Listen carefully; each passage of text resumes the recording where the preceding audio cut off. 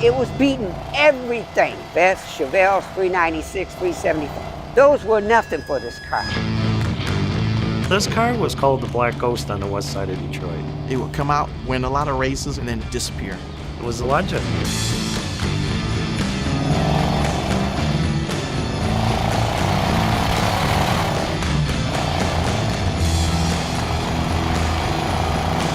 This is a very rare car, made in 1970 only. It's one of 22 4-speed Hemi Challenger RTSCs, but to be triple black with a gator grain, the best options you could get, it's the ultimate.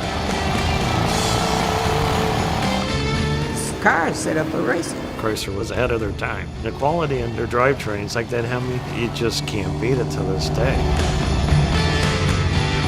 My dad's always been a type of person that he likes the best.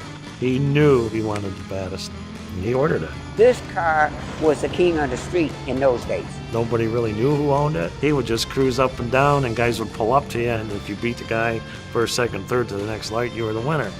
But Godfrey never stopped. We talked to so many people that heard about the mystery car, all these wonderful stories.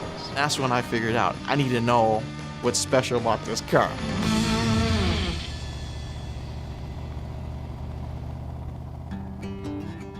My dad, Godfrey Qualls, was born in 1942, and he was raised in Nashville, Tennessee.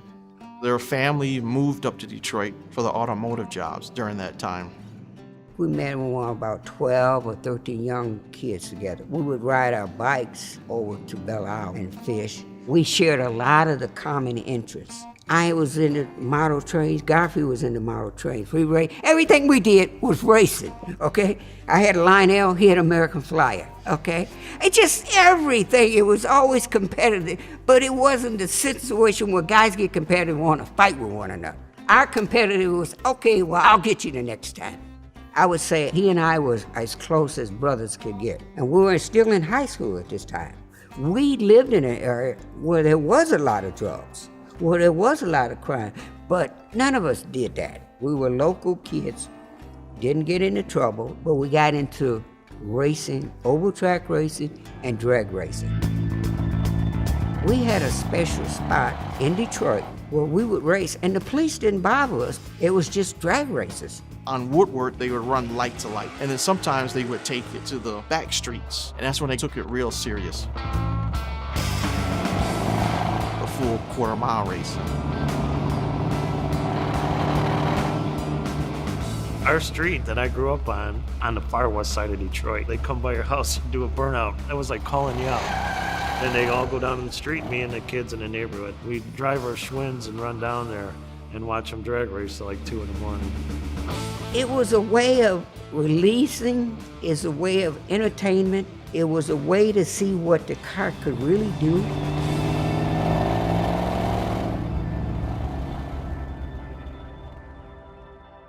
Godfrey is a good guy in that he wore a lot of hats. Well, as a soldier, he was in the 82nd Airborne. I was drafted, but I was ready because I did 3 years of high school ROTC. It was a challenge. Between 1964 and 1966, he served in the Dominican Republic. The U.S. government went down into curb with some kind of uprising and so forth. Earlier today, I ordered 2,000 extra men to proceed immediately to the Dominican Republic. I was all over the Dominican Republic. I mean, it was a beautiful island. I just took on the responsibility as a soldier, and I just made things work out, as best as I could. I was shot at many times. As a matter of fact, we were attacked by an old airplane, an old P-38, and my buddies and I had to run through a fence to get out of the way from the bullets. One time they were at a safe zone. It was supposed to have been safe zone. Someone threw a hand grenade at us. It exploded, and I was wounded, and so was one of my buddies. He still has fragmentation in his body from the grenade. That's what he got the Purple Heart for. He was a paratrooper, by the way. He loved jumping out of planes. As a matter of fact, it was an addiction. I love my job. He's probably had over 300 jumps. He's one of the very few people that can actually do a jump and do a standing landing. I had a good time. They took care of me.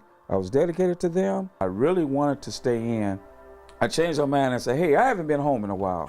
Good old Detroit. I'm gonna go home and see my family. I learned a lot in the military. It helped me become a fan-rounded young man. As a matter of fact, it even helped me become a better police officer.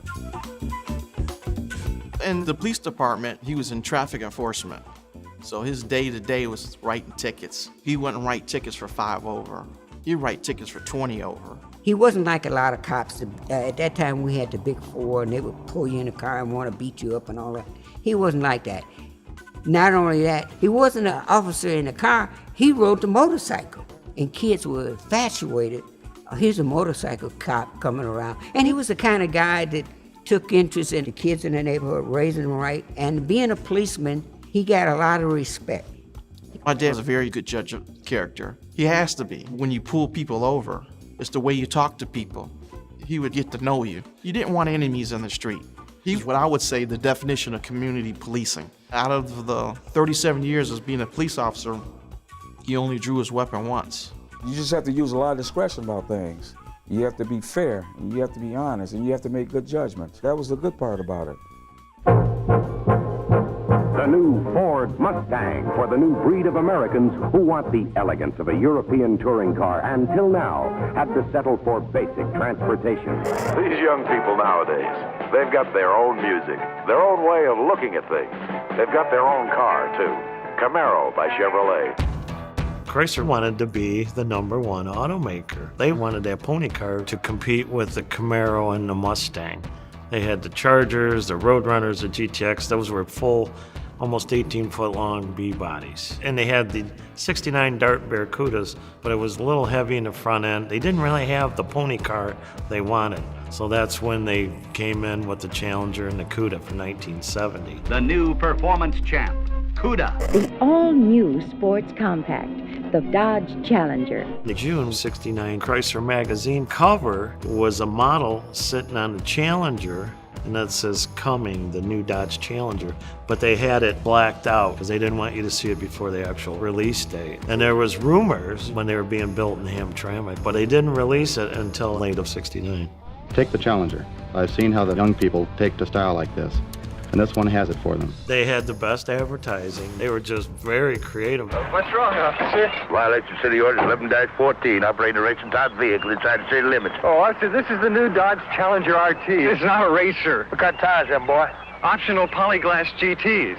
Racing tires. What's that doohickey in that, boy? Oh, that's a new optional slapstick racing shift. If you can handle the way people react to your 1970 Dodge Challenger, you could be Dodge material. Chrysler for the 70, they came out with all these crazy colors. Plum Crazy, Go Mango, Hemi Orange. Sublime, they had Panther Pink for about 3 months. And then one of the executives upstairs found out they were building pink cars. Oh no, we are not building pink cars at Chrysler Corporation. So they killed the paint. It was a great success. The Challenger and the Cuda was the pony car that they really needed. In the pony car class, Hemi will maul Mustang and cream Camaro. Street racing, they were the king. The E-body was the king. Ford still has their same old problem. They keep building turkeys with big displacements, and the word is around. They sold quite a few Challengers. You could go in there and order whatever you wanted. Not too many guys just checked off the boxes Godfrey did. That is one very unique individual and car. When he bought the car, he was 27. He's just that type of person where, you know, I want these certain things and I'm going to get what I want. Chrysler, one of their problems was they had too many options, but to this day, this is what makes them worth more than most of the other muscle cars. $3.5 billion world record muscle car. Everything they did was just ahead of their time. The Hemi is the only real racing engine in all of Detroit that you can dial up from your corner dealer with relative ease. You can't just tick off a Boss 429 on a Ford order form and expect to get it. Having that Hemi, that was a big thing to him because that was the top engine you could have. That was the best of the best during that time. You know, 425 horsepower engine. Like, who had that? Very few people. If you owned a Mopar, you were kind of unique because they didn't build a whole lot of them. That was the only Hemi that we really knew of in Detroit at that time. There was race Hemis, but not on the street. The Golden Commando in lane 2 moves first.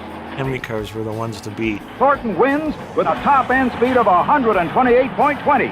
Chrysler came out with the Hemi back in the early 50s. The combustion chamber is hemispherical in shape. The result is the ability of the engine to inhale the maximum amount of fuel and air mixture and exhale the exhaust gases in the shortest possible time. They always had the Hemi motor, the 331, the 354, the 392, they only made 2 years. That was the baddest of them all. To this day, all your top fuel funny cars and drag, it's the same motor that makes this much power. They're making 12 to 15,000 horsepower today. GM's president back in the mid-60s put a 400 cubic inch limit on their cars except for the Corvette. He was old school. We're not gonna corrupt youth. We're not gonna put them in vehicles with big motors, you know, which really hurt them. Chrysler there was no holds barred. We want the biggest, baddest motor we can build. They had the Hemi design already, as far as they had, but to make one durable for what they wanted, they really started from scratch.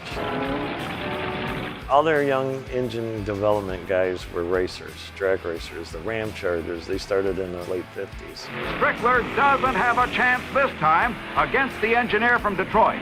In Highland Park, in their headquarters, they would drag race on the back lots. A great group of guys. Tom Hoover, Al Nichols, who was head of carburation, they were all young guys at heart. Their philosophy was, win on Sunday, Dodge is the top stock car at the National. sell on Monday. They spent over $1 million developing that motor in '63 and '4, which today would be crazy money. The Hemi was race only, drag or NASCAR.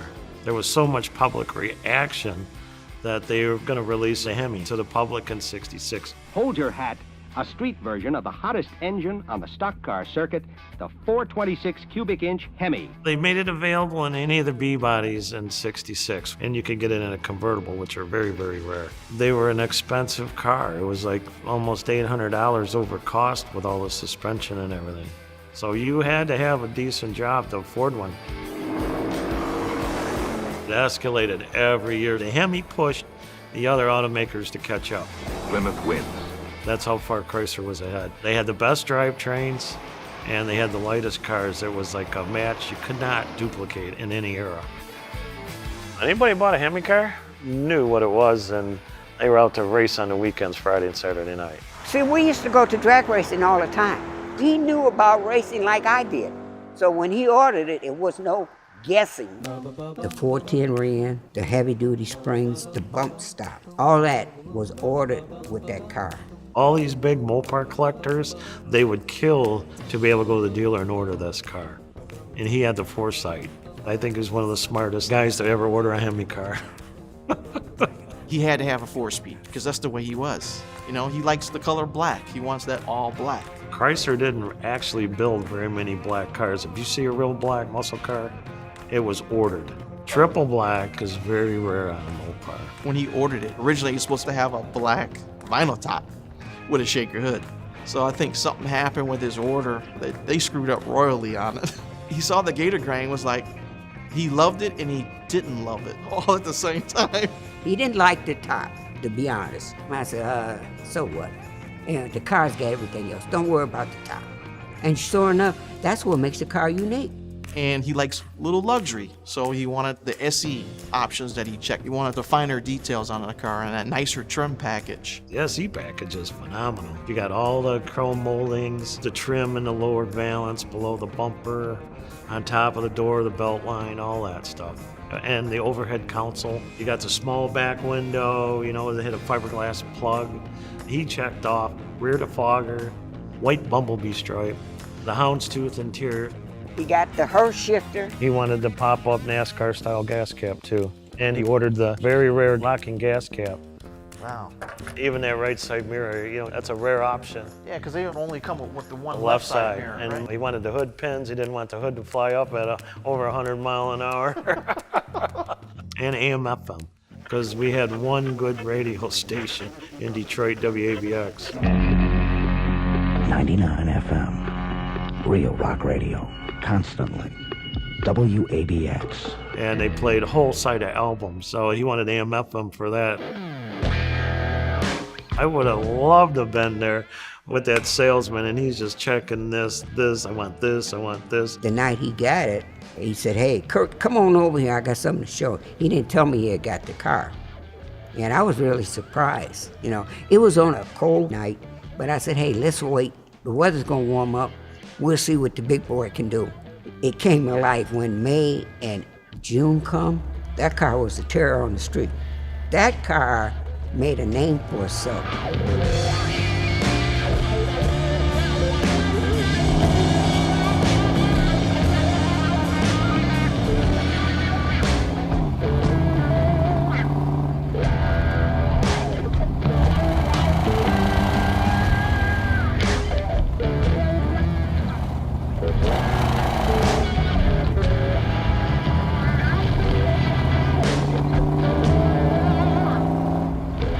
We knew we had a dominant car.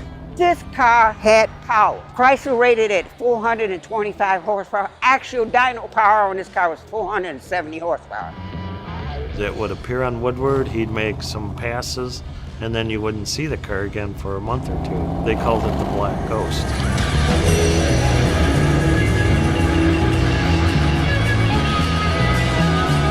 That just traveled all around. Everybody knew the car existed, but nobody hardly saw it. They heard, oh yeah, I got beat by that black Hemi Challenger. Our neighbor, they bought a 427 Corvette aluminum head motor, and then they stuffed it in this brand new Camaro, strictly to be the fastest king on Woodward and look for the baddest Hemi car that they heard of, which was the Black Ghost. In the summertime, we would race cars. That was it. Yeah, he knew how to drive it, that's for sure. GQ, the street racer, I don't know much about that.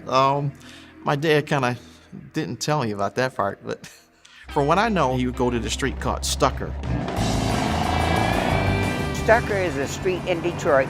The police didn't bother you because it was an industrial area. There were no houses, no cross street, and we had a full quarter-mile and stopping area. We had it all marked off. We had a flag man and everything. We raced together with that car.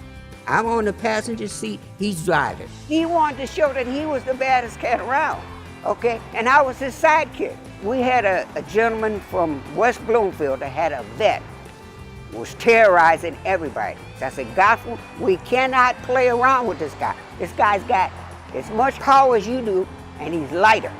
I said, the thing that you got over him is the 410. Ring in. A 410 axle digs out faster than a 323 because you get more engine turn. You get him off the line, it's a done deal. And that's when we put the slicks on it, because I used to race too. I said, we'll put the slicks on this car. So we won't be spinning, and he's spinning. When the flagman dropped his hand, we was gone. We were gone. I said, Godfrey, shift this car when I holler. And I was telling him, shift, man, shift. Shift this car. We won it. The guy with the Corvette naturally wanted to come back, and they raced another time. Boom, he pulled out the hole again, beat him again. We hollered and screamed, yes, yes, yes. We were just excited. Jubilation is flowing out of us. You know what I mean? Two little boys from east side of Detroit beat the rich guy. So it was a good feeling. I mean, we were hollering and screaming, and everybody was happy for us. That car, it was like a second home to me. It requires discipline. You got to work on that car. That becomes your main interest. That keeps you out of trouble. It also makes your mind sharp because you got to think about what you're doing. Well, if I do this, will it make it faster or will it slower? So it's a thinking man's game too. And that's the thing I liked about Godfrey. He would think about things and we'd talk about it. I don't think that car ever lost a street race. I think he liked the thrill. You know, you could imagine a man jumping out of airplanes and getting a rush, and now he buys this Hemi Challenger, and then he's having another rush, so he's simulating basically, you know, what he was doing in the military. He always had a wild side to him. You know, you do things as a young man. I'm pretty sure it wasn't legal at all. I'm pretty sure it's very illegal.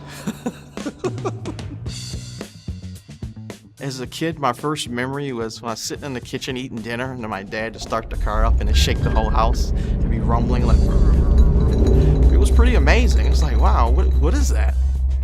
I remember when he put me in the passenger seat, then he was taking a little piece of tape and then tape a $100 bill on the dash. He says, you have to wait. When I go, if you can reach that $100 bill, then it's all yours. So he said, go, and I went to go grab it, and I was in motion. I was just like, he just put me in the back of the seat. I couldn't get it, and I was scared. That's what I do remember. I would ride my bike, and as a kid, you know, you don't care. You just throw your bike in the garage and then put it right next to the car, and when the bike falls over and hits the car, you're like, oops. And then you hope your dad didn't see it. I really wish, thinking about that time, that I didn't do that, but, you know, things happen, and it's part of the car's story and history now. I had a very good relationship with my father. I mean, I probably had the best relationship a son could have with his father. He supported me in a lot of the things that I did. I used to race RC cars. He helped me tune the car and set the motor. He spotted the car for me. I used to win a lot of races, and he'd cheer me on. And I used to lose a lot of races, but he'd just tell me, he says, you know what, don't worry about it. You know, just get back on track. We had a lot of good times together. My mom drove the car. That was kind of a cool thing, that your mom driving a Hemi car, you know? Yeah, not too many guys could say that. He used it right up. I mean, he put 45,000 miles on it. He put a trailer hitch on a Hemi car. Like, who would go figure, right? He did that because he loved to ride bikes. Oh, he loved bikes just as much as he loves the car.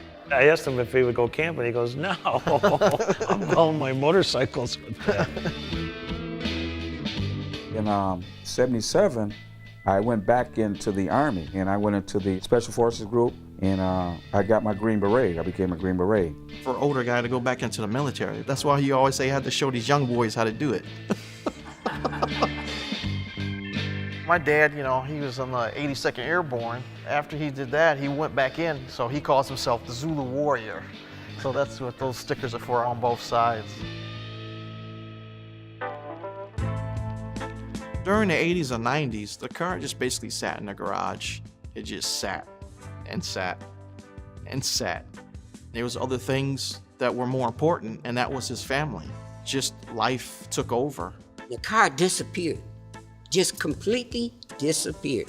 He put the car in the garage in blocks, and nobody knew where the car went. They all thought it was wrecked or something.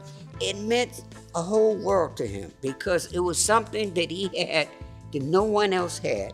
And when it come time to sell, it was the sentimental value. He couldn't let it go. One gentleman came from Canada with cash, and he offered him, I think at that time, $85,000. I said, why didn't you take it? He said, nah, no, it's a part of me. It was a part of him. I never saw this car until 1980, and that was by a fluke. There was a guy on the east side. We'd swap parts. His name was Steve Petrovic. I was over there. It was like Saturday around 1:30 in the afternoon, and Godfrey had just come over. He was trying to get his Challenger running, and Steve, in his Yugoslavian accent, this dude, he raced on the street Hemi, he know Hemi good. I'm well known for a lot of rare Hemi cars. So I said, yeah, I'll take a look at what you got. He never really said nothing. He just said, I got a 70 Hemi Challenger, but it's been parked. I'd like to get it running and start driving again. So when we went over there, you know, this is a 1.5 car garage, non-insulated. He had locks on it. He opened up the door and he had the car kind of covered up except for the hood. The first thing I seen was a brand new NOS shaker hood up against the wall in the right corner. The ultimate option, the shaker hood. And I said, oh, you bought that to put on the car after you ordered it? He goes, no. When my dad originally ordered the car, it was supposed to have the shaker hood. The 426 Hemi, available on Challenger RT, so's this shaker hood. The shaker hood's a special hood so that the top of the engine can stick up above the hood. And as the engine's running, you can see it shake. It allows fresh air to come into the engine to give you a little bit more power. Strangers will tell me, hey, your dad, that was supposed to be a shaker car, and he never got to shake. I'm like, what, really? The dealership salesman told him, if you want a shaker hood, go order a CUDA. The salesman really made him mad. That's why he went after him and he sued him. Right. Yeah, that sounds like my dad. That's how he was. That's how he was. He was quiet until he was mad, I think. When he won that shaker hood, the judge said the dealership he bought it from has to put it on the car for, you know, that's part of his deal. But he said, I'll never leave it at the dealership, because he knew the porters would be out on the back streets tearing the heck out of his car while they were doing it. So that's why he never put the hood on. They didn't make it available until after he successfully sued them. So April 15th of 70, they sent a memo to dealers that Shaker Hood is now available. This car has significance to any Chrysler enthusiast. The Challenger Shaker Hood became available in late of 70 was because of Godfrey in this car. The first thing I says, how much you want for the Shaker? He goes, nope, I can't sell it. He goes, it goes to my car. And I said, okay, let's see what you got. And then when he took the blankets off the top and I seen the gator grain, the SE package, I about had a heart attack, you know? I was like, wow. I just said, where did you get this car? He goes, I special ordered it. This is my baby. He said, I used to go up on Woodward once in a while, and I'd run a few guys, and then I'd come home. It's all sinking in that this is the ghost. This is the legend, and here I am looking at it. Everybody on the west side, the east side, to this day, they're still talking about this car. It was just phenomenal that after all these years, here is the black ghost, you know? Couldn't get it running. It was getting no spark. So as soon as I opened up the gas cap, I could smell the gas was bad. So I said, well, we can't use that. You're gonna have to pull a tank and we're gonna have to clean it or maybe get a new tank and sending unit. But instead I said we can just run a rubber hose into a gas can off the fuel pump. But when I took the distributor cap off, it was all corroded bad from sitting in this garage. I said, well, Godfrey, I'll take the distributor home, I'll clean it, I'll set the dual points. I made a special tool to prime the oil pump with the distributor out. And then the Sunday, I went back over and it fired right up. Once we put the gas can, primed it, that car fired up like it was just sitting a week ago. I mean, it ran phenomenally. The look on his face, I'd never seen such a smile. He was like, my baby lives. I stayed in touch with him for quite a few years, but I was still living in Detroit. Last time I talked to him was 1990, but he never drove the car after that Sunday we had it running. When we first had Gregory, my son, my dad was very excited. He was very proud of us. During that time, I needed a babysitter. So we would drop little Gregory off to my dad, and he would hang with him all day long. My dad would take him everywhere he went. He called him his little road dog because he's always hanging with him. It was a good moment for me. Now my son gets the chance to spend time with my dad like I did. One time in around 2014, he called me over and said, hey, son, why don't you come over and have a beer with me? He says, okay, we're gonna go in the garage. And I said, okay, Dad, we're going to the garage. We want to talk about something? He starts uncovering the car. He didn't really say much. And I looked at it and I said, wow, this is a nice car. The more I start looking at the car, the more interest I start building in the car. And I said, you know what, Dad, this car's so dusty. Let's just clean it up.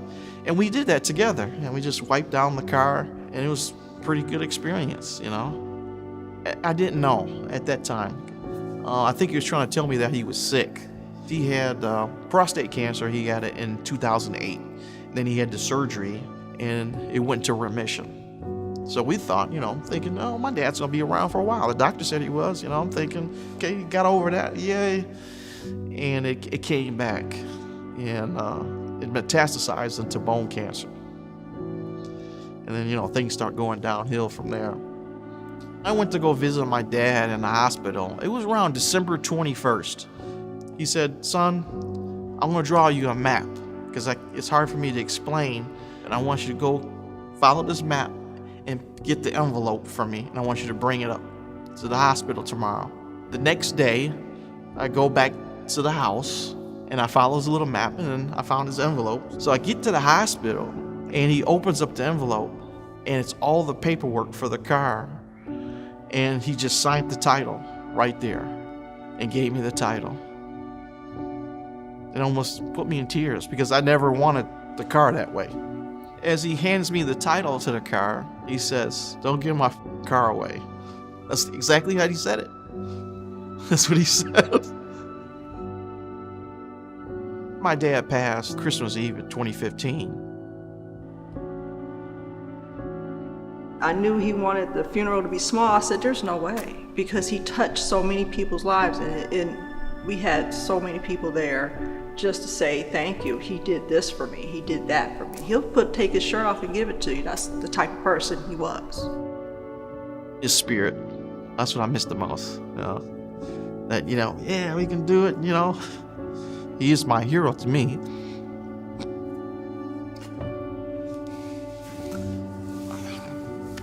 And the only problem with it,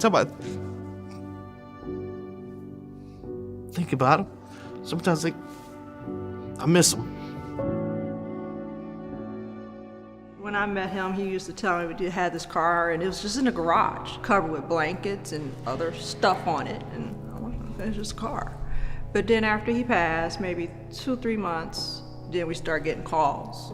I'm sorry about your dad, but does he still have that car? He knew it was a special car, and he kept it all these years. But why people kept calling about this car? Later, I realized that he had all these parts in the back trunk of the car, and they were to restore the car. That's when I kind of knew that he wanted to show this car. I felt, you know what? I have to take this thing to the car show. I have to. I brought it home, and I was on a mission to get it running. A few people, like my appraisers and stuff, were looking at it and says, well, I don't know if this thing's gonna run. You're gonna have to get the car restored.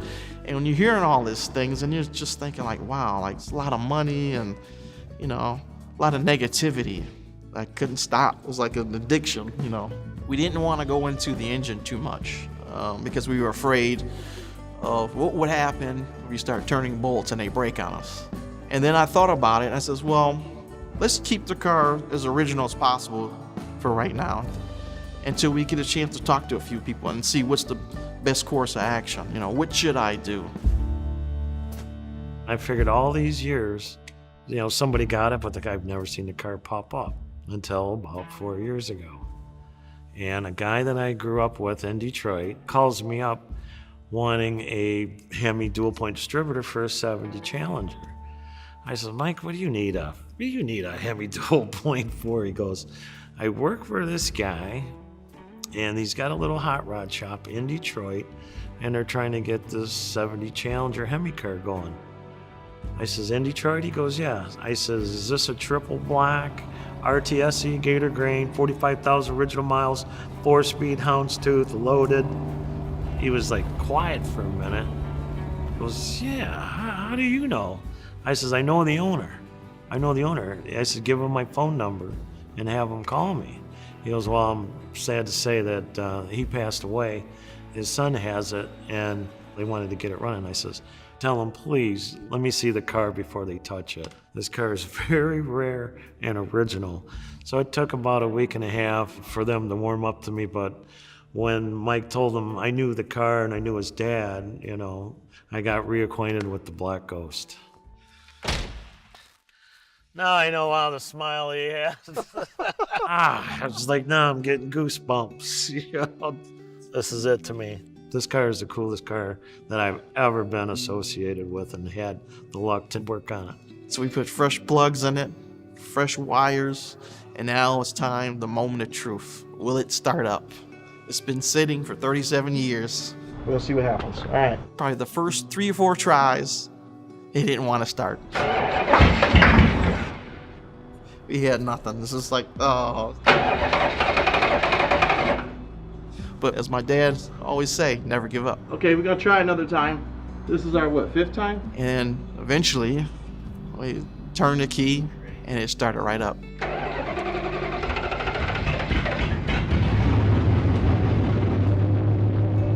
And it's just wow.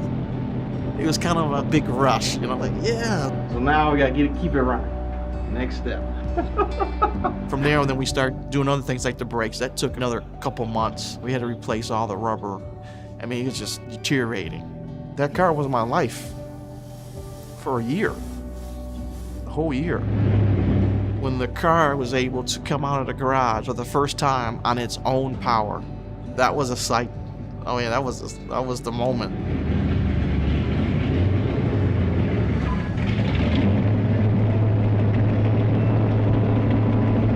I was just yes, Dad, I did it, We did it.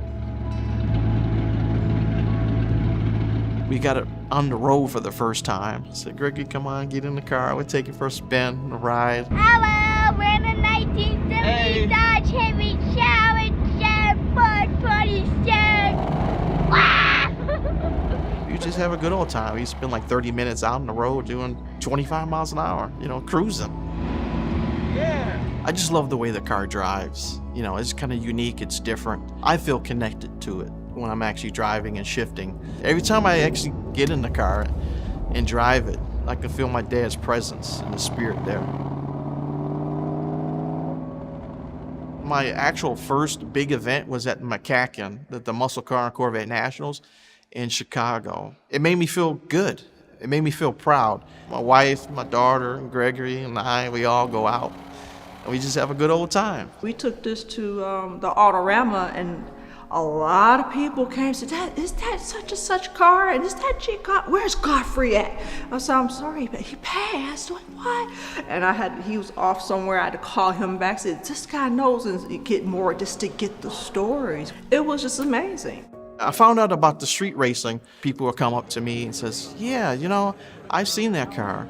I know that car. That car's a legend. That's a myth. And I'm like, what? Yeah, your dad used to race down the alleys of Detroit. That's when we figured it out and started investigating ourselves. And then he got in touch with other family members and was like, he did what? And then he was like, no, he couldn't. I said, who would make up stories like that he used to drag race, put slicks on it, and take off as a cop? I started doing research on the car and start studying the facts. I became a car guy. Every time we take the car out, it's always an interest. All black Hemi car with a gator grain top. A lot of people haven't seen a car with the top like that. I want it to be a survivor car, because that's what it is. It's only original once, right? It's still unrestored, and it still runs great. It's never been touched.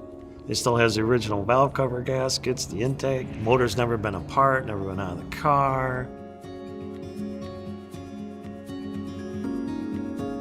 To see that car, for me, it brought back a lot of memories that I didn't even think about. Happy ones. Yeah, man, like I said, man, that's 50 years ago. I mean, way back, man.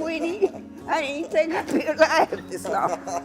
Being with Godfrey and his son, it's very touching to me too, because I've seen it from day one. It's a good feeling. So there was one Army man in the car, and my dad basically had that because of the military. And so my son saw that and said, hey, that's GQ. So then he goes back in the house and he finds two little Army men, and then he says, you know what, these belong with the car. And then he sticks them in the car. And then my son says, that's GQ, you, Dad, and me. He's carrying on his father's legacy, and he could have sold it too. My plan is to keep the car so it can go down to a third generation. It's awesome. I like taking rides in it. How does this car make you feel, Dad? Like GQ. It's something about that car that they hold on to.